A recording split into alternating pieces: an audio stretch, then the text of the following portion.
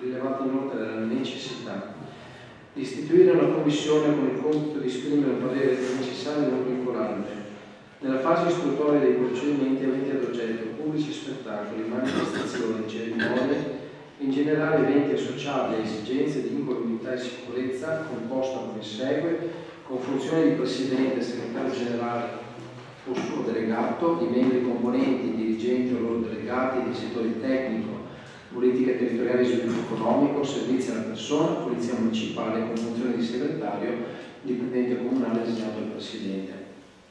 Il parere viene reso con riferimento ai profili di safety security e al conseguente assetto di misure di prevenzione dal rischio pianificato negli atti produttivi del procedimento. Tanto premesso, si chiede al Consiglio Comunale di deliberare, di ritenere indispensabili per ragioni di cui permesse i sottoindicati organismi collegiali, le commissioni consigliari permanenti, la conferenza dei capigruppo, la Commissione Comunale di Vigilanza sui locali di pubblico spettacolo, la Commissione Comunale per il collaudo degli impianti di distribuzione di carburante, la Commissione del Mercato Etico Comunale, l'Organizzazione di Gestione della Destinazione Turistica denominata DMO Camerle, l'organismo di valutazione, avendo il compito di valutare in materia equa e uniforme le stime relative alle varie proposte di corpo di pianificazione, la commissione consultiva dei dirigenti per l'esame dei piani e delle misure di sicurezza in occasione di manifestazioni ed eventi, secondo le previsioni di cui premessa. Grazie, signor Sindaco. Ci sono interventi? Il gruppo di Miollo. Grazie. Sì, solo per chiedere quali sono stati i criteri di selezione, nel senso che abbiamo inteso il profilo qualificante dei soggetti che apparterranno o sono già stati chiamati per appartenere alle commissioni.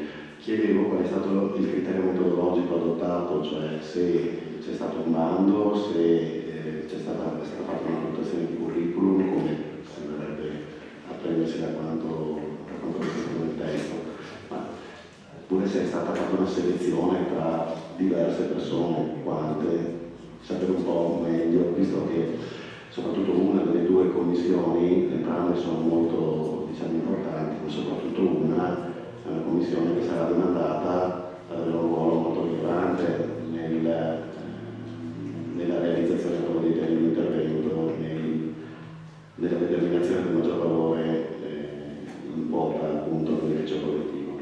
Grazie. Grazie, capogruppo Miolo. Signor Sindaco.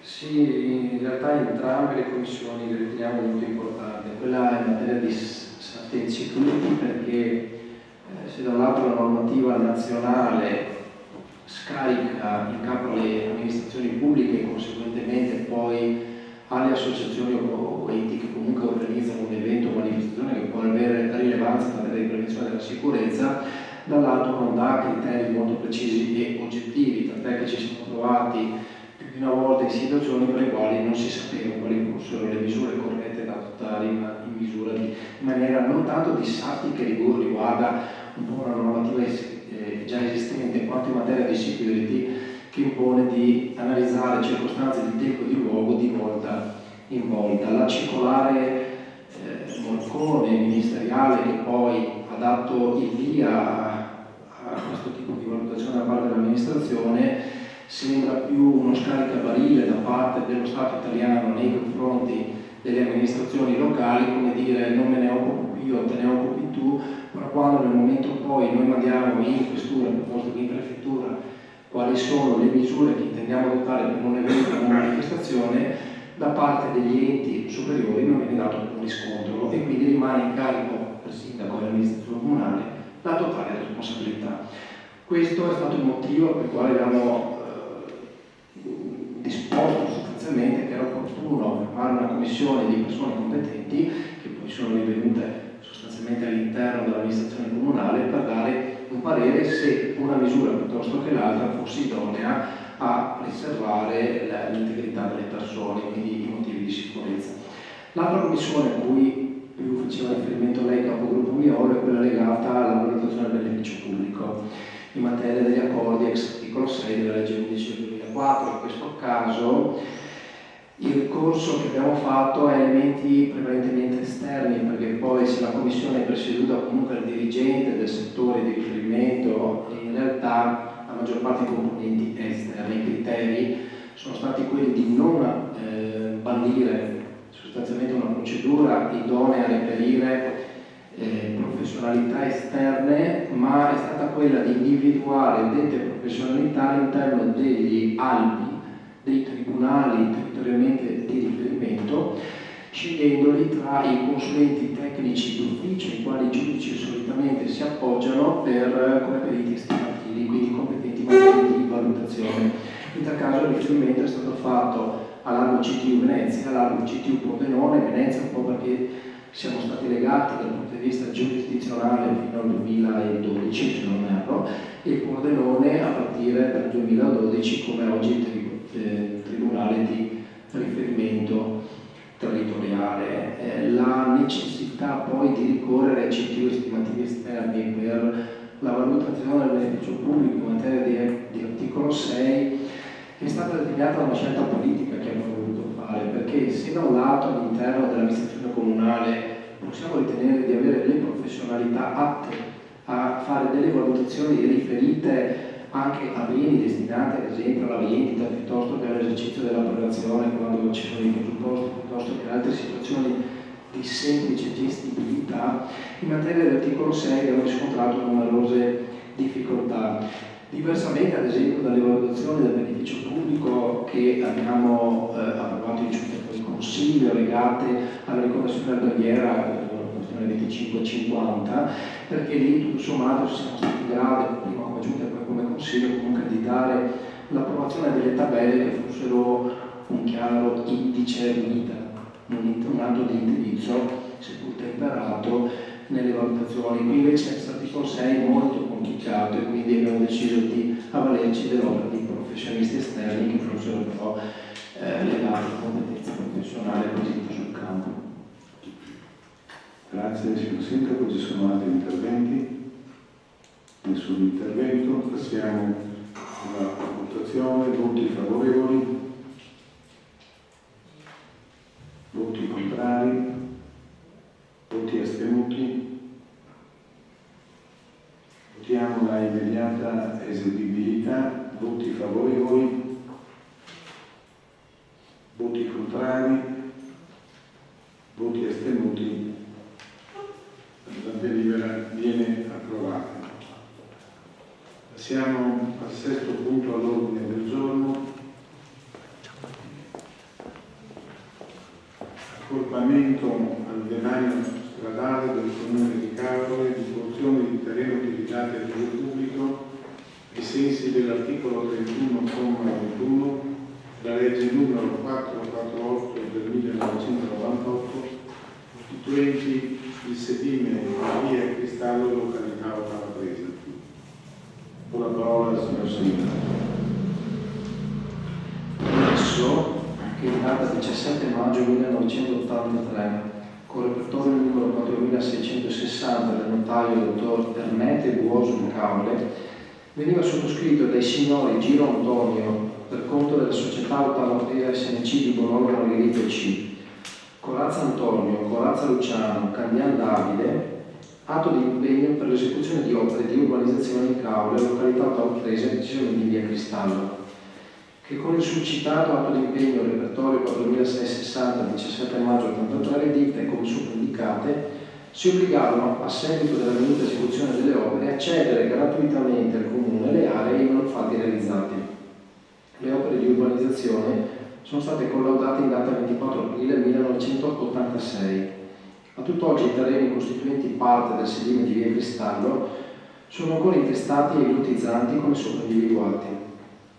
Il comma 21 dell'articolo 31 della legge 23 dicembre 1998 numero 448 prevede che è data facoltà agli enti locali con proprio provvedimento di disporre l'accorpamento al demanio stradale delle porzioni di terreno utilizzate al uso pubblico, ininterrottamente da oltre 20 anni, previa acquisizione del consenso degli attuali proprietari. La norma prevede inoltre che la registrazione e la trascrizione del provvedimento di quel comma 21 avvengono a titolo gratuito. Con nota pervenuta pervenuto a questo ente in data 1 giugno 2017, protocollo 17.775, i signori Candian Davide, Corazza Antonio e Corazza Luciano, con proprietari del terreno catastralmente identificato al foglio 16, particella 460, i signori Bortoluzzi Ballì, Lomassaro Andrea e Lomassaro Nicoletta, con proprietari del terreno catastralmente identificato al foglio 16, particella 539, il signor Gino Antonio, proprietario del terreno catastralmente identificato al foglio 16, particella 522, e il signor Gino Antonio, in qualità di legale rappresentante della società Ottava Presa SNC di Bonoro Margherita C, proprietario di terreni catastralmente identificati al foglio 16, particelle 405 e 507, hanno chiesto che i medesimi terreni siano trasferiti in diritto di proprietà al Comune di Caorle. Con successiva comunicazione pervenuta al Comune in data 8 febbraio 2018, protocollo numero 5117, è pervenuto da parte dei proprietari l'atto di assenso a cedere gratuitamente, in forza dell'atto di impegno più sopra richiamato, sottoscritto dalle loro ditte lotizzanti, le aree come di seguito descritte. Candian Davide, nato a Correzzola, provincia di Padova, 23 giugno 1928, codice fiscale, proprietario per la quota di 2/4 del terreno catastralmente identificato al foglio 16, particella 460. Corazza Antonio, nato a Caorle, 28 settembre 1930, codice fiscale, proprietario per la quota di 1/4 del terreno catastralmente identificato al foglio 16, particella 460. Corazza Luciano, nato a Caorle, 17 settembre 1934, codice fiscale, proprietario per la quota di 1/4 del terreno catastralmente identificato al foglio 16, particella 460. Bortoluzzi Ballì Augusta, nata a Concordia Sagittaria, 11 dicembre 44, codice fiscale, proprietaria per la quota di 4/6 del terreno catastralmente identificato al foglio 16, particella 539, Lomassaro Andrea, nato a Venezia, 6 marzo 74, codice fiscale, proprietario per la quota di 1/6 del terreno catastralmente identificato al foglio 16, particella 539, Lomassaro Nicoletta, nata a Portogruaro, 20 settembre 75, codice fiscale, proprietario per la quota di 1/6 del terreno catastralmente identificato al foglio 16, particella 539, Gino Antonio, nato a Caorle, 24 agosto 46, codice fiscale, proprietario per la totalità del terreno catastralmente identificato al foglio 16, particella 522, Gino Antonio, nato a Caorle, 24 agosto 46, codice fiscale, in qualità di legale rappresentante della società Ottava Presa SNC di Bonoro Margherita, codice fiscale partita IVA 0085142023, con sede in Caorle, via Cadore, numero 20, proprietaria per la quota integrale dei terreni catastralmente identificati al foglio 16, particelle 405 e 507. Considerato che le aree sopra descritte costituiscono pertinenza stradale da oltre 20 anni, aperte al pubblico di libero accesso, ritenuto che le stesse sono di interesse per la collettività in quanto trattasi di viabilità pubblica, dato atto pertanto della necessità di acquisire i terreni come sopra descritti, costituenti il sedime di via Cristallo, richiamato l'atto di impegno per l'esecuzione di opere di urbanizzazione in Caorle, località Ottava Presa, via Cristallo. Repertorio 4660, 17 maggio 83, notaio dottor Ernesto Guoso di Caorle, rilevato che comunque, ai sensi per effetti del comma 21 dell'articolo 31 della legge 23 dicembre 98 numero 448, l'amministrazione comunale può acquisire al demanio stradale la proprietà dei terreni catastralmente identificati al foglio 16, particelle 460, 539, 522, 405 e 507, ritenuto pertanto accettare la piena proprietà dei terreni come sopra individuati, costituenti il sedime di via Cristallo, così come proposto dalle ditte sopra specificate, dato atto che l'argomento è stato preventivamente sottoposto all'esame della seconda commissione consiliare in data 17 ottobre 2018, ai sensi dell'articolo 10 del vigente regolamento del Consiglio Comunale, si chiede di approvare la seguente delibera per le motivazioni indicate nella premessa, disporre l'accorpamento al demanio stradale delle aree sopra descritte, di cui alla tabella punto 2 che segue, incaricare il dirigente del settore tecnico a porre in essere ogni adempimento inerente e conseguente ai fini dell'accorpamento al demanio stradale delle medesime, di mandare copia della presente deliberazione al responsabile del servizio per i successivi provvedimenti di competenza. Grazie signor Sindaco, ci sono interventi? Nessun intervento, passiamo alla votazione, voti favorevoli,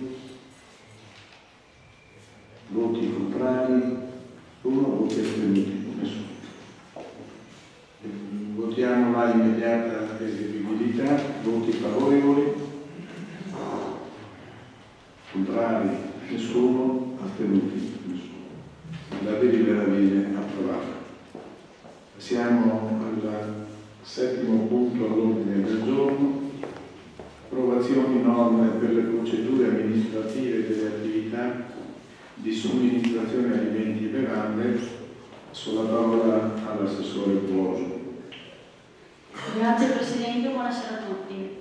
Richiamata la deliberazione di Consiglio Comunale numero 86 in data 29/11/2012, con la quale si è proceduto all'approvazione dei criteri di programmazione dell'attività di somministrazione di alimenti e bevande e norme regolamentari e procedurali, dato atto che la legge regionale 21 settembre 2007 numero 29 disciplina dell'esercizio delle attività di somministrazione di alimenti e bevande è stata modificata in modo rilevante dalla legge regionale 7 novembre 2013 numero 27. In particolare, l'esercizio dell'attività di somministrazione di alimenti e bevande è subordinato alla presentazione della segnalazione certificata di inizio attività SCIA ai sensi dell'articolo 19 della legge 7 agosto 1990 numero 241, ovvero esclusivamente nel caso di zona assoggettata a tutela della programmazione comunale per la sussistenza di motivi imperativi di interesse generale, all'autorizzazione rilasciata dal Comune nel cui territorio è ubicato l'esercizio. Ai Comuni è consentita l'eventuale previsione di vincoli, divieti o limitazioni all'insediamento ed esercizio nel territorio comunale di attività di somministrazione di alimenti e bevande, purché connessi alla tutela della salute dei lavoratori, dell'ambiente, ivi incluso l'ambiente urbano e dei beni culturali. Negli ultimi anni si sono succeduti numerosi provvedimenti legislativi finalizzati a semplificare, liberalizzare, uniformare e modernizzare i regimi amministrativi e i relativi procedimenti afferenti alle attività produttive. Si parla in particolar modo dell'articolo 5 della legge 7 agosto 2015 numero 124 e i relativi decreti attuativi, il decreto legislativo numero 126 del 2016 e il decreto legislativo numero 222 del 2016. Considerato che le modifiche introdotte nella normativa regionale di settore, gli interventi legislativi sopracitati, gli orientamenti comunitari e nazionali evidenziano la necessità di un diverso approccio anche alla materia della somministrazione di alimenti e bevande, in particolare che l'eventuale introduzione di divieti e limitazioni per motivi imperativi di interesse generale deve coniugarsi con i principi di ragionevolezza e proporzionalità. Ritenuto pertanto di procedere ad abrogare i criteri approvati con l'atto deliberativo numero 86 del 2012, non prevedendo divieti o limitazioni all'insediamento di nuovi esercizi di somministrazione di alimenti e bevande, ad approvare alla luce della legge regionale 29 del 2007, che ne attribuisce espressamente al Comune la competenza, le norme per le procedure amministrative delle attività di somministrazione di alimenti e bevande, sentite le organizzazioni del commercio, turismo e servizi e delle associazioni dei consumatori e degli utenti maggiormente rappresentative a livello regionale, dato atto che l'argomento è stato sottoposto all'esame della Commissione consigliare competente in data 17/4/2018, visti gli allegati pareri tecnici espressi, si propone di deliberare di approvare per i motivi esposti in premessa le norme per le procedure amministrative delle attività di somministrazione di alimenti e bevande, allegato A, nel testo che viene allegato al presente atto per formare parte integrante e sostanziale. 2. Di abrogare, conseguentemente all'entrata in vigore di detto regolamento, i precedenti criteri di programmazione delle attività di somministrazione di alimenti e bevande e norme regolamentari e procedurali approvati con la deliberazione del Consiglio Comunale numero 86 in data 29 novembre 2012, dando altresì atto che cessano di avere applicazione tutte le disposizioni di cui alla previgente disciplina comunale di settore. Riassumo brevemente il quadro normativo e anche il contenuto dell'allegato di cui non diamo lettura. Allora, sostanzialmente l'attività di amministrazione di alimenti e bevande è disciplinata nella Regione Veneto dalla legge regionale 27 del 2009, che ha subito numerose innovazioni a seguito del decreto legislativo di recepimento della direttiva cosiddetta Bolkestein e di altri successivi interventi normativi sempre in materia di liberalizzazione. Il Comune di Caorle, con la deliberazione 86 del 2012, ha, avvalendosi della possibilità delle normative, suddiviso il territorio in 4 zone di tutela ai fini della salvaguardia del territorio, prevedendo alcuni criteri per la programmazione delle attività di somministrazione e assoggettando l'apertura, il trasferimento, l'ampliamento delle attività ad apposita autorizzazione. La legge regionale 27 del 2009 ha subito delle modifiche nel 2013 e si è previsto in particolare che per l'attività di somministrazione di alimenti e bevande è necessario presentare una segnalazione certificata di inizio attività al di fuori però delle zone sottoposte a tutela per le quali il comune deve rilasciare un'autorizzazione, quindi non si presenta una SCIA ma va richiesta l'autorizzazione. Negli ultimi anni, come dicevo prima, si sono succeduti una serie di interventi legislativi finalizzati alla liberalizzazione e alla modernizzazione dei regimi amministrativi. Inoltre, a fronte di una scelta che l'amministrazione ha fatto nel 2012 di un atteggiamento restrittivo rispetto ad una totale liberalizzazione per valutare gli effetti, ora dopo aver visto quali sono gli effetti di queste norme e aver fatto le valutazioni sul campo, si propone di modificare questi criteri anche perché a titolo esemplificativo uno dei criteri, per esempio la dotazione di parcheggi per le nuove aperture, viene di fatto vanificato in quanto lo strumento urbanistico comunale legittimamente prevede la possibilità di monetizzare il parcheggio. Quindi in sostanza, se verranno approvate questo allegato, gli imprenditori potranno avviare l'attività dal momento della presentazione della SCIA senza alcuna autorizzazione da parte degli uffici, e il controllo che l'ufficio svolgeva nella fase istruttoria si sposta ora alla fase successiva alla presentazione della segnalazione certificata di inizio attività. Questo è quanto. Se avete bisogno di delucidazioni più tecniche possiamo chiamare il dirigente. Grazie, Assessore Moro. Ci sono interventi?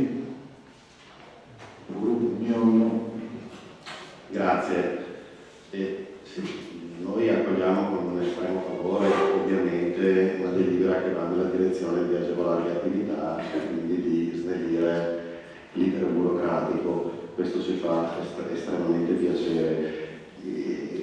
Chiedo se ci sono altri ambiti e altri campi in cui l'amministrazione vuole mantenere l'atteggiamento, come in questo caso, che ha mantenuto dal 2012, diciamo, con la finalità di poter valutare gli effetti nel tempo della SCIA, oppure se invece con la delibera che andiamo ad approvare oggi abbiamo completamente, diciamo, azzerato completamente qualsiasi tipo di lacciuolo, consentitemi questo termine, dal punto di vista burocratico amministrativo, per favorire le aziende. Grazie. Sempre nella materia della somministrazione di alimenti e bevande, ora non sono previste più zone di tutela, quindi se sì. La domanda è confinata a questo settore rispondo di sì, se no chiedo l'intervento del dirigente. Ho capito bene, Assessore, infatti sì, manifestavo il nostro apprezzamento in questo senso. La mia è una domanda che si sposta un po' dal tema specifico, approfittando di questa delibera per comprendere se l'amministrazione invece vuole, sì, esatto, più in generale, vuole, sente ancora l'esigenza invece di mantenere l'istituto dell'autorizzazione in altri campi che non siano questo che abbiamo compreso oggi, per meglio comprendere magari quali siano gli effetti del tempo, così come ha avvenuto per questa delibera. Spero di essere stata chiara la domanda. Grazie per il gruppo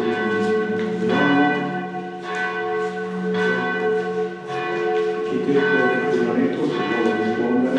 Buonasera.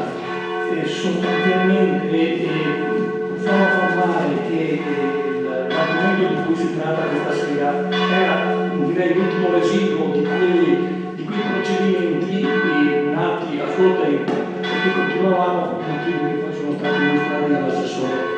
gestire in quel modo. Diciamo che le direttive comunitarie, la Bolkestein, quello che è venuto, che sta avvenendo anche a livello nazionale, di fatto stanno spazzando via quei meccanismi e ormai è generalizzato il ricorso a quegli strumenti di autoautorizzazione che sono le via alla scia delle cose lì. L'unica che noi in qualche modo gestivamo direttamente erano questi procedimenti che adesso scompariamo. Grazie Presidente. Ci sono altri interventi. Nessun intervento. Andiamo ai voti favorevoli. Quindi voti contrari e astenuti non ce ne sono. Quindi la delibera viene approvata. Sappiamo l'immediata eseguibilità. Voti favorevoli. Voti contrari 0, voti astenuti 0. Non essendo altri punti all'ordine del giorno o altri interventi, dichiaro chiusa la serata. Grazie.